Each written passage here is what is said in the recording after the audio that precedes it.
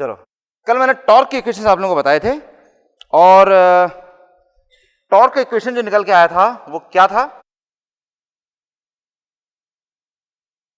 So torque was equal to K S E2 square R2 upon R2 square plus S square X2 square, इतना था। This was the formula for running torque. Running torque का formula ये था।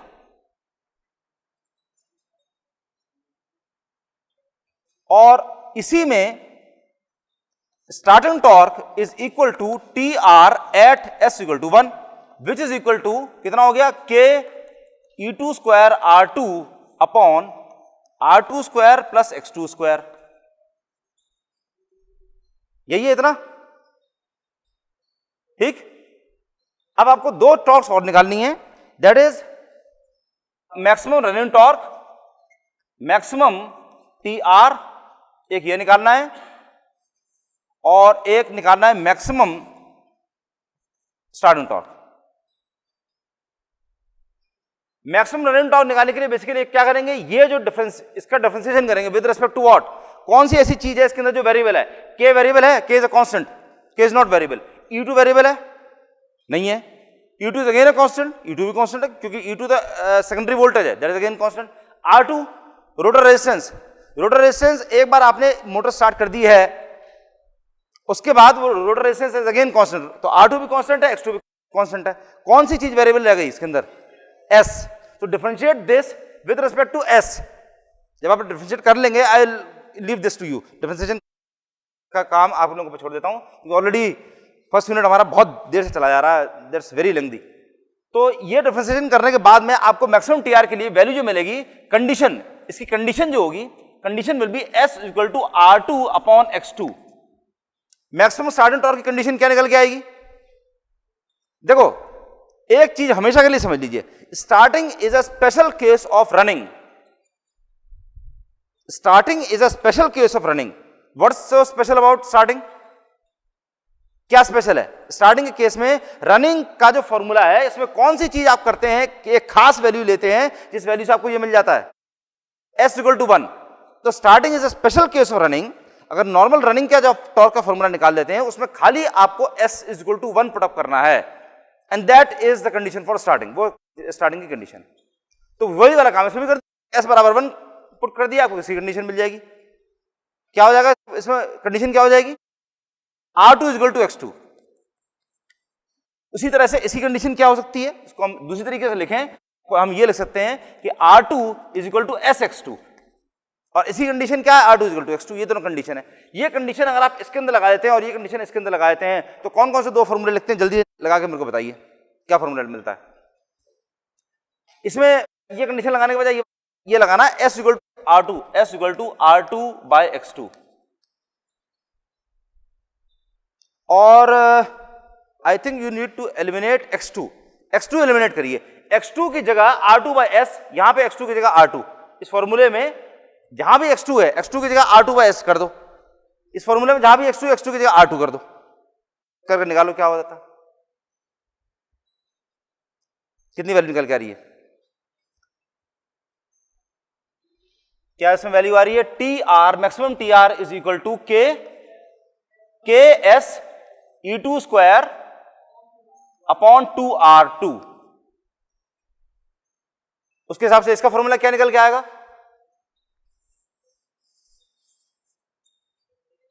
अरे इसमें simple, इस वाले फॉर्मूले के अंदर S बराबर 1 कर दो, सिंपल। ठीक, ये वाला काम कर दो। तो इसमें maximum TST is equal to K into E2 square upon 2R2। ये फॉर्मूला दूसरा निकल के आया। जो कंडीशन निकल के आती है, ये कंडीशन क्या है? टॉर्क का जो फॉर्मूला है, रनिंग टॉर्क का जो फॉर्मूला था, इस फॉर्मूले को आपने डिफरेंशिएट किया है with respect to S। Differentiation आप लोगों को पहले पढ़ाया जा चुका है फर्स्ट ईयर में कि डिफरेंशिएशन कैसे कराया जाता है, तो उसी तरह से डिफरेंशिएशन करना है with respect to X, S। और S से डिफरेंशिएट जब करेंगे तब कंडीशन जो निकल के आएगी, डिफरेंशिएट करिए उसको 0 के बराबर पुटअप कर दीजिए, तब जो कंडीशन निकल के आएगी that condition will B R2 बराबर SX2। ठीक है, तो जहां कहीं भी आपको SX2 दिखाई दे रहा है, इस फॉर्मूले में SX2 की जगह पे R2 रख दीजिए। जहां भी SX2 है वहां पे उसकी जगह R2 कर दी, क्योंकि R2 और SX2 दोनों बराबर होते हैं, तो केवल यही एक जगह है जहां पर आप SX2 की जगह पे R2 रख सकते हैं। तो SX2 की जगह पे R2 कर दिए, then this is R2 square plus R2 square, मतलब 2R2 स्क्वायर, और ऊपर का R2 और नीचे का R2 एक कैंसिल कर जाएगा, तो K into SE2 square upon R2, 2R2 इतना बचेगा। वही वाला काम जब आप इसके अंदर करेंगे तो आपको वैल्यू मिलेगी K into E2 square upon 2R2, खाली इतना मिलेगा। ऊपर इस वाले में S भी है, इसमें S की वैल्यू भी 1 हो गई। इस तरह से आपको ये एलिमिनेट करना है, X2 एलिमिनेट कर देना है, तो आपको ये वाला R2 मिल जाता है। ठीक, these are the conditions for maximum running torques and maximum starting torque. Actually इसको रन इन टॉर्क के बजाय से कहते हैं कई बार TF बोलते हैं, TF या TFL। TFL का मतलब क्या हो गया? TFL का मतलब फुल लोड टॉर्क। TFL का मतलब हो गया फुल लोड टॉर्क। ठीक, तो फुल लोड टॉर्क जो चीज है, एक और रेशियो आपके कई बार काम में आता है, तो इसमें आपको रेशियो ये निकालना पड़ता है TF अपॉन T मैक्स, ये निकालना होता है, और दूसरा निकालना होता है TST start in torque upon T max. TF की फॉर्मूला ये दे रखा है, T मैक्स का फॉर्मूला क्या है? T मैक्स का फॉर्मूला ये रहा, this is basically T max. ठीक, this is T max basically, इसको कहते हैं T मैक्स। मैक्सिमम TF इसका मतलब बेसिकली हो गया T मैक्स।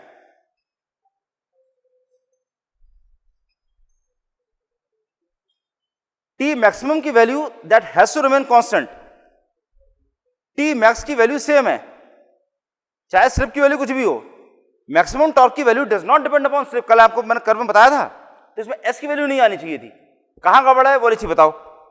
इसमें T मैक्स की वैल्यू यहां पर भी उतनी आनी चाहिए थी जितनी नीचे आ रही है। T मैक्स की value, T max is T max, उसकी वैल्यू एक ही है, that is K into E2 square upon 2R2, खाली इतनी है। इसमें से S का वैल्यू इसमें से गायब रहनी चाहिए। जस्ट चेक कि कहां पर गड़बड़ हो गई है। जो T मैक्स की जो वैल्यू है दैट विल रिमेन कांस्टेंट, वो कांस्टेंट रहती है, और वो T मैक्स की वैल्यू है that is K into E2 square upon 2R2, that's always that, खाली ये वाली इसकी वैल्यू रहती है, S की वैल्यू इसके अंदर नहीं होती है। तो TF अपॉन T मैक्स जिस टाइम आप करेंगे, सो दैट इज इसका जो फॉर्मूला, जब that formula upon this formula जिस टाइम आप कर देंगे तो आपको वैल्यू मिल जाएगी 2ASF upon 2 upon A square plus SF square, where A is this, ये A है, which is also known as S max. इसे कहते हैं S मैक्स। S मैक्स का मतलब वो वाली स्लिप की वैल्यू जिस पर मैक्सिमम टॉर्क आपको मिल रही है, तो that is also equal to S max. तो इसमें उसकी जगह वही वाला काम भी कर सकते हैं। और इसमें क्या करना है, सिंपली SF की जगह पुट अप, SF की जगह put SF is equal to 1।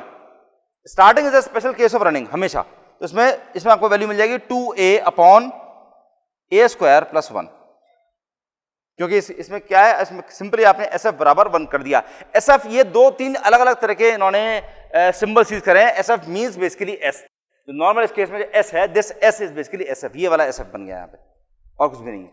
और S मैक्स की वैल्यू क्या होती है, R2/X2। जहां कहीं भी आपको R2/X2 की वैल्यू जहां कहीं भी आपको दिखाई देगी, R2/X2 की जगह आप A पुटअप कर देंगे या S मैक्स पुटअप कर देंगे, ये चीज। ये दीज टू फॉर्मूले are the ratios of full load torque and maximum torque, और यहां पे स्टार्टिंग टॉर्क और मैक्सिमम टॉर्क, इन दोनों टॉर्क्स का रेशियो। ठीक,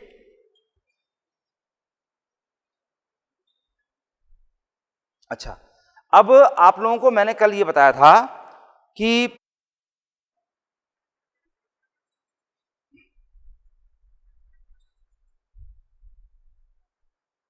टॉर्क स्लिप कर्व आपको बताया हुआ था कल, ठीक है।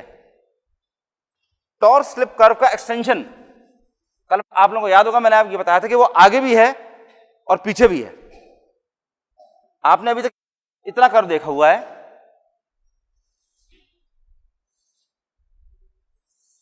आपने इतना कर्व देखा है, ये यहां से लेकर करके यहां तक स्लिप इधर बढ़ रही है, NR इधर बढ़ रही है। यहां स्लिप की वैल्यू कितनी है, स्लिप की वैल्यू यहां पर 0, और NR की वैल्यू NS, और यहां स्लिप की वैल्यू कितनी है और NR की वैल्यू 0। ठीक, तो ये जो कंप्लीट कर्व है वो यहां से लेकर के यहां तक का है, जहां पर स्लिप की वैल्यू बिकम्स 2, तो दिस स्टार्ट्स लाइक दिस, यहां से बढ़ता है और ऐसा हो जाता है जहां पर स्लिप की वैल्यू, यहां पर स्लिप की वैल्यू इज -1। अब ये बताइए जहां पर स्लिप की वैल्यू 2 होगी वहां पे एनआर की वैल्यू कितनी होगी? कैलकुलेट करो फॉर्मूले में, S = NS - NR / NS। ये फॉर्मूला याद होगा आप लोगों को, S = NS - NR / NS। S = NS - NR / NS। इसमें स्लिप की वैल्यू 2 रखिए और फिर निकालिए एनआर की वैल्यू कितनी है। उसी तरीके से ये निकालिए कि स्लिप की वैल्यू जब -1 है तब एनआर की वैल्यू कितनी है, निकालो जल्दी से। Then we'll have some other insights, तब और चीज समझ में आएंगी आप लोगों को। यहां पर एनआर की वैल्यू कितनी आ रही है? -NS, that's correct. और यहां पर जहां पर स्लिप की वैल्यू -1 है वहां पर कितनी हो जाएगी? Cannot be +NS, +NS already यहां पर हो चुकी है। 2NS, गेस वर्क नहीं करके निकाल लो, फिर फॉर्मूले की वैल्यू तो रखनी है और क्या करना है। NR = 2NS, क्लियर है सब लोगों को? NR = 2NS, यहां पर वैल्यू हो गई 2NS। अब एक चीज बताइए, रोटर स्पीड की वैल्यू इस रेंज में, यहां से यहां तक के रेंज में 0 से लेके -NS तक है। रोटर स्पीड की वैल्यू, ध्यान दीजिए, रोटर स्पीड की वैल्यू 0 से लेकर के -NS तक की है। इसका मतलब 0 और इससे बिल्कुल पहले यहां पर इसकी वैल्यू कितनी होगी? रोटर स्पीड की वैल्यू कितना आरपीएम? 0 से जस्ट पहले कितना क्या आता है? -1 RPM, -2, -3, -100, -400, -500, -1000, -1500 RPM.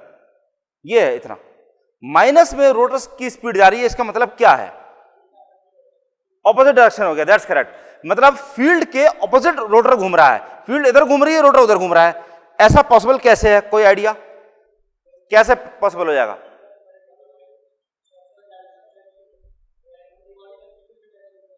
Direction of revolving magnetic field का डायरेक्शन अगर उल्टा है तो रोटर उधर घूम रहा होगा, अगर डायरेक्शन इधर है तो रोटर इधर घूम रहा होगा। भाई रोटर जब इधर घूम रहा है इसका मतलब फील्ड इधर घूम रही है, जब रोटर इधर घूम रहा है तो फील्ड इधर घूम रही है। ऐसा कैसे पॉसिबल है कि फील्ड इधर घूम रही है, रोटर इधर घूम रहा है?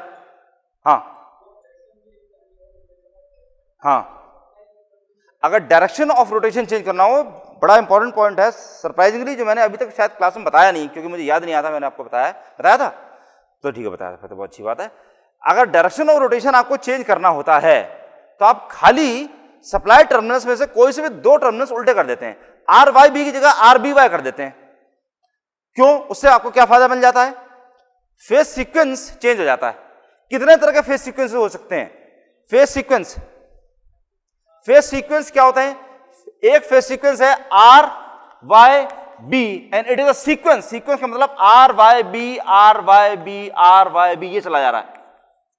किसी और सीक्वेंस का नाम बताइए, कितने तरह के सीक्वेंस हो सकते हैं? RBY एक सीक्वेंस हो गया, RBY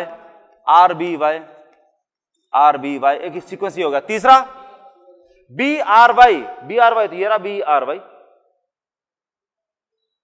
और कोई सीक्वेंस? YBR ये भी वही रहा। तुम एक ही सीक्वेंस के कई सारे नाम बताए जा रहे हो। नया सीक्वेंस कोई और?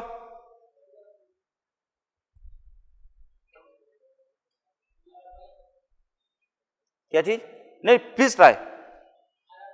RRY, दिस इज डिफरेंट, ये बढ़िया चीज है। RRY नहीं, एक्चुअली यही चीजें जब आप आड़ी तिरछी चीजें जब दिमाग में सोचते हैं तभी आप नई चीजें अचीव कर सकते हैं, जस्ट टू। लेकिन RRY वर्क क्यों नहीं करेगा कि देखो R में और B में कितने डिग्री का डिफरेंस है? 120 डिग्री। B में और Y में 120, और Y में और R में 120। तो 3 फेज तभी माने जाएंगे जब तीनों फेजेस के बीच में 120 डिग्री का फेज शिफ्ट होगा। तो R के बाद में R नहीं आ सकता, ये वाला चक्कर है, ठीक। वैसे this would have been a very unique solution जो अभी तक किसी ने कभी नहीं सोचा है, but this was a unique thing, although is not possible ये चीज। तो और कोई सीक्वेंस बताओ तो सही, जल्दी से जवाब दीजिए, मतलब आंसर दीजिए मेरे को, आंसर क्या है? जवाब दो। और कोई फेज सीक्वेंस नहीं है। फेज सीक्वेंस खाली दो ही तरह के होते हैं, clockwise, anti clockwise, that's all. Clockwise का मतलब R Y B, anti clockwise का मतलब आर बी वाई, या क्लॉकवाइज का मतलब आर बी वाई है तो एंटी क्लॉकवाइज का मतलब R Y B, that's all. खाली दो तरह के फेज सीक्वेंस होते हैं, और किसी तरह का फेज सीक्वेंस हो ही नहीं सकता। बाकी everything else is a possible combination of these only. Sequences हैं, एक के बाद एक चले आ रहे हैं, ठीक है। खाली दो तरह के फेज सीक्वेंस हो सकते हैं। तो अगर आपने R B Y induction motor के जो 3 टर्मिनल हैं, मान लीजिए ये इंडक्शन मोटर है, इसमें 1 2 3 टर्मिनल दे रखे हैं, इसमें आपने आर वाई बी अगर दिया हुआ था तो डायरेक्शन ऑफ रोटेशन ऐसा रहेगा, इंडक्शन मोटर इधर घूम रही होगी। अगर आर वाई बी की जगह अगर आपने आर बी वाई अगर आपने कर दिया, इसका मतलब 2 तार उल्टे कर दिए, जोड़ दिए, कोई से 2 तार उल्टे जोड़ दिए, तो उसका डायरेक्शन ऑफ रोटेशन इधर के बजाय इधर हो जाएगा। क्लियर है? ये direction of rotation induction motor का चेंज करने के लिए कोई से भी सप्लाई के 2 टर्मिनल्स उल्टे कर दीजिए, उल्टे जोड़ दीजिए, इधर का उधर जोड़ दिए, उधर का इधर जोड़ दिए, बस डायरेक्शन ऑफ रोटेशन उल्टा हो जाएगा। Now will come back to the original question, क्या अब ये रोटर स्पीड माइनस एनएस कैसे हो सकती है? क्या बात है, क्या जवाब दिया, बहुत बढ़िया, वेरी गुड। रनिंग कंडीशन में उसका डायरेक्शन चेंज कर दिया जाए। जिस टाइम इंडक्शन मोटर रन कर रही है, फील्ड इधर घूम रही थी, रोटर भी इधर घूम रहा था, और वो जिस टाइम फुल स्पीड में जिस टाइम रन कर रही थी, या नॉर्मल स्पीड में या स्लो स्पीड में, इस तरह जिस टाइम रन कर रही थी, उस टाइम करते करते आपने क्या करा, सप्लाई के 2 टर्मिनल्स उल्टे कर दिए, तो फील्ड को मूव करने में, डायरेक्शन ऑफ रोटेशन इधर से इधर करने में बिल्कुल टाइम नहीं लगता, इंस्टेंटेनियस, इधर को घूमने के बजाय इधर घूमने शुरू कर दिया उसने। लेकिन रोटर मैकेनिकल है, मैकेनिकली उसके अंदर वेट है, इनर्शिया है, वो उधर घूमता रहेगा थोड़ी देर तक, और फिर उसके बाद क्या होगा, क्या ये वाली कोई एक्सप्लेन कर सकता है क्या होगा? धीरे धीरे स्पीड कम हो जाएगी, दैट्स कॉल्ड। तो दिस इज नोन एज इसे क्या क्या कहा जाएगा? इसको, उसकी रोटर की स्पीड धीरे धीरे कम करना, इसको क्या कहा जाएगा? Braking, that's correct. This is known as braking, इसी को ब्रेकिंग कहते हैं। This is known as electrical braking. Motor इधर घूम रही थी, आपने फील्ड का डायरेक्शन उल्टा कर दिया, तो मैकेनिकल ब्रेक्स जो आप लगा रहे हैं, जैसे ट्रेनों के अंदर आपने देख रखे होंगे ब्रेक्स, जो ब्रेक शूज लगे होते हैं, दबाते हैं, इसके साथ साथ जब इलेक्ट्रिकल ब्रेकिंग जब आप लगाते हैं तो ब्रेकिंग एफिशिएंसी आपकी मल्टीपल टाइम्स बढ़ जाती है। It's very effective braking. खाली मैकेनिकल ब्रेक अप्लाई करके आप एक 400 टन की ट्रेन जिसके ऊपर 600 टन का लोड लगा हुआ है, लोग बैठे हुए हैं, उस ट्रेन को आप इमीडिएटली खाली मैकेनिकल ब्रेक लगा के नहीं रोक सकते, आपको इलेक्ट्रिकल ब्रेकिंग अप्लाई करना बड़ा जरूरी हो जाता है। So this is basically known as electrical braking. और ये किस तरह की ब्रेकिंग है? डीसी मोटर्स में आप ब्रेकिंग पढ़ते चुके हैं, 3 तरह की ब्रेकिंग कौन कौन सी पढ़ी थी? Rheostatic braking, plugging, regenerative braking. ये किस तरह की ब्रेकिंग है? Plugging, that's correct, plugging. Rotor एक तरफ घूम रहा है, this is known as plugging. Rotor एक तरफ घूम रहा है और आप उसको इलेक्ट्रिकली कनेक्शन आपने ऐसे कर दिए कि टॉर्क इसमें उल्टी तरफ बन रही है, तो बहुत जल्दी उसकी ब्रेकिंग हो जाती है, ठीक। This is basically known as braking mode. तो ब्रेकिंग मोड के अंदर अब आपको यह चीज याद रहनी चाहिए कि ब्रेकिंग मोड में स्लिप की वैल्यू 1 से लेकर 2 तक होती है और रोटर स्पीड की वैल्यू 0 से लेकर -ns तक होती है, ठीक। ये वाली वैल्यूज आपको याद हो जानी चाहिए। This is normal motoring mode. इसमें मोटरिंग हो रही है, मोटर की तरह वर्क कर रही है, this is motoring mode. Motoring mode के बारे में हम लोग बहुत डिटेल में पहले ही पढ़ चुके हैं। लास्ट मोड कौन सा है? जिसमें रोटर की स्पीड ns के बराबर हुई और ns से भी ज्यादा हो गई। ऐसा कैसे पॉसिबल हो सकता है? किसी भी तरीके से, जैसा इसने जो जवाब अभी दिया था कि RBY या RBY सब सारे एग्जॉस्ट हो गए, तब आपने क्या, इसने क्या सॉल्यूशन दिया? RRY। तो ऐसे ही कोई भी पॉसिबल सॉल्यूशन हो सकता है किसी भी तरीके से कि रोटर की वैल्यू, रोटर के घूमने की स्पीड, हमें खाली इस बात से मतलब है किस तरह से रोटर की स्पीड ns से ज्यादा हो जाएगी। Prime mover, that's correct, prime mover, that's all, बस दैट्स करेक्ट। आपको अगर रोटर की स्पीड ns से ज्यादा, ns के बराबर या ns से ज्यादा अगर करनी है तो रोटर के साथ में आपको प्राइम मूवर लगाना पड़ेगा। प्राइम मूवर से बेसिकली क्या करेगा? प्राइम मूवर आपने हाई स्पीड का लगा दिया जो सिंक्रोनस स्पीड से भी ज्यादा उसको भगा के ले गया। इससे क्या फायदा हो जाएगा? इससे फायदा क्या होगा? प्राइम मूवर लगाने का पर्पस क्या है? मैकेनिकल एनर्जी देना। प्राइम मूवर का पर्पस है मैकेनिकल एनर्जी देना। मैकेनिकल एनर्जी आप कब देते हैं? जब इलेक्ट्रिकल एनर्जी आपको चाहिए होती है। और वो कौन सा मोड हो जाएगा? Generating mode. That is known as generating mode. So this is the third mode which is known as generating mode.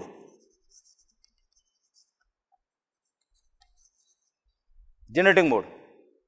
ये 3 मोड हो गए, ब्रेकिंग मोड, मोटरिंग मोड और जनरेटिंग मोड। ये तीनों मोड में बता रखे हैं। ब्रेकिंग मोड में स्लिप की वैल्यू 1 से लेकर 2 तक है, मोटरिंग मोड में स्लिप की वैल्यू 0 से 1 तक की है और जनरेटिंग मोड में -1 से 0 तक की है। ठीक, और इस केस में ब्रेकिंग मोड में जो रोटर स्पीड की वैल्यू 0 से -ns तक की है, उसमें ns से 2ns तक की हो गई। ये 3 इसके मोड्स हो गए, ऑपरेटिंग मोड्स इसके।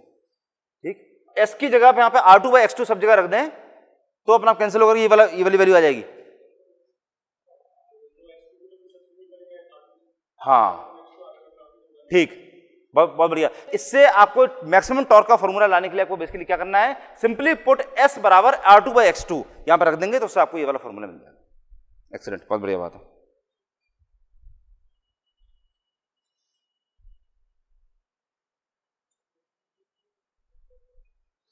तो एक लास्ट पार्ट इसमें देख लीजिए, सिंगल फेजिंग क्या होती है। सिंगल फेजिंग क्या है, देखो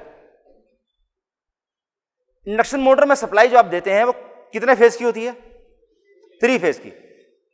3 फेज में से अगर एक फेज आना बंद हो जाए तब क्या होगा, ये सवाल है आप लोगों के पास में। ये क्वेश्चन पूरी तरह से समझने का, ये खाली इसमें बोर्ड पे दिखाने कुछ भी नहीं है।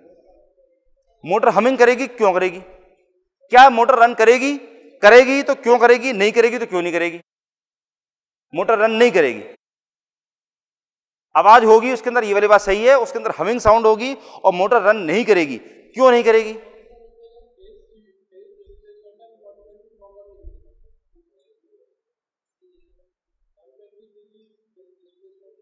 हाँ,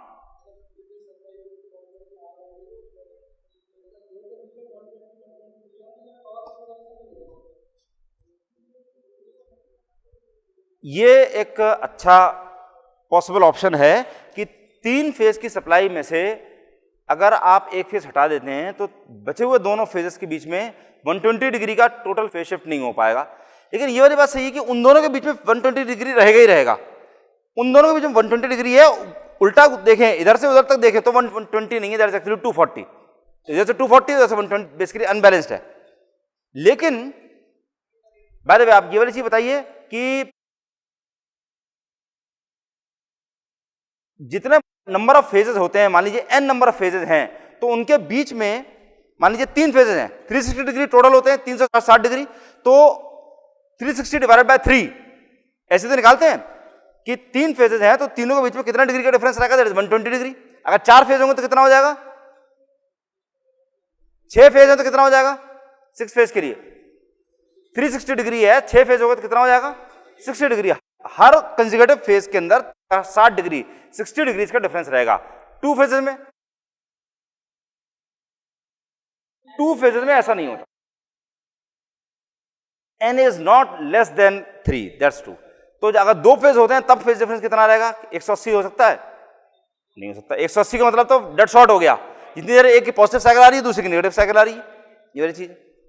तो कितना होगा, 90 डिग्री होता है, दैट्स करेक्ट। उनके बीच में 90 डिग्री का फेज शिफ्ट होता है 2 फेज में। तो 2 फेज की सप्लाई अगर आप 2 फेज की वाइंडिंग में देते हैं तो क्या रिवॉल्विंग मैग्नेटिक फील्ड प्रोड्यूस होती है, बिल्कुल होती है। रिवॉल्विंग मैग्नेटिक फील्ड अगर प्रोड्यूस होगी तो इंडक्शन मोटर रन करेगी, दैट्स ट्रू, ये वाली बात सही है।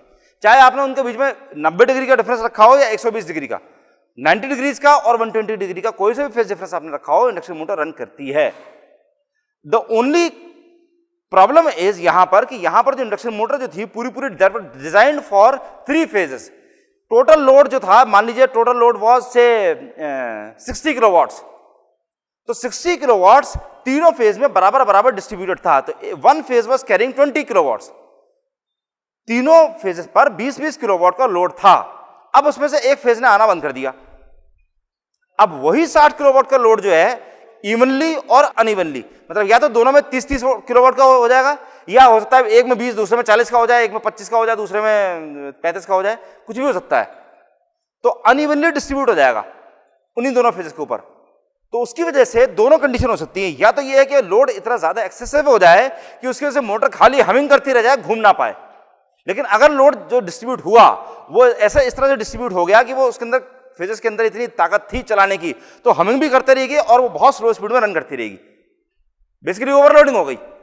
मान लीजिए 3 जने मिलकर बहुत सारा भारी सामान उठा के लेके जा रहे हैं, उसमें से एक जना कहते हैं मैं थक गया, मैं नहीं जा रहा, तो वही लोड बाकी दोनों पर आ जाएगा, अब या तो क्या होगा दोनों में से, अगर वो दोनों में इतनी ताकत है कि उस लोड को ले आ सके तो लेके चले जाएंगे, हालांकि हमिंग करते रहेंगे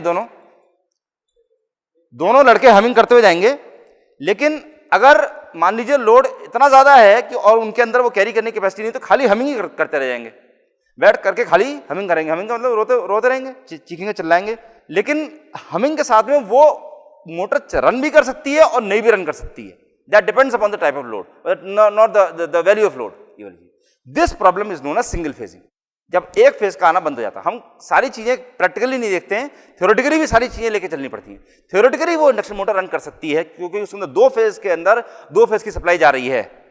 प्रैक्टिकली रन क्यों नहीं करती? क्योंकि एक तरफ 120 डिग्री है, दूसरी तरफ 240 डिग्री है, ये प्रॉब्लम है। और तीनों वाइंडिंग्स जो उसके अंदर वाइंडिंग कर रखी है वो तीनों इवनली डिस्ट्रीब्यूटेड है, और उसमें से खाली दो वर्क कर रही हैं, तो तीसरा खाली जाता है, 1 2 खाली, 1 2 खाली, 1 2 खाली, ये चला जा रहा है। इसीलिए उसके अंदर जो टॉर्क है, the torque is may be it's rotating के साथ में पल्सेटिंग भी है। तो पल्सेटिंग टॉर्क के अंदर इतनी ताकत नहीं होती कि रोटर को रन कर सके, इसलिए वो रोटर जो है रन नहीं कर पाता और इंडक्शन मोटर बंद हो जाती है, हमिंग करती रहती है बहुत देर तक। अगर ऐसी कंडीशन रहती है तो उसमें से कोई सी वाइंडिंग जल सकती है। तो इसलिए सिंगल फेजिंग नहीं आनी चाहिए। इससे बचने के लिए सिंगल फेजिंग प्रिवेंटर उसके अंदर सर्किट के अंदर लगाया जाता है। एक फेज में सप्लाई अगर आनी बंद हो जाए तो फौरन वो बाकी दोनों फेज को भी ट्रिप कर देता है, जिसे known as single phasing preventer. ये आप प्रोटेक्शन डिवाइसेस के अंदर पढ़ेंगे नेक्स्ट सेमेस्टर में, जब स्विच गियर प्रोटेक्शन सिस्टम आप पढ़ेंगे। एक फेज के अंदर सप्लाई बंद होते ही फौरन दो फेज में सप्लाई बंद हो जानी चाहिए, तब इंडक्शन मोटर सेफ है, वरना इंडक्शन मोटर जल सकती है।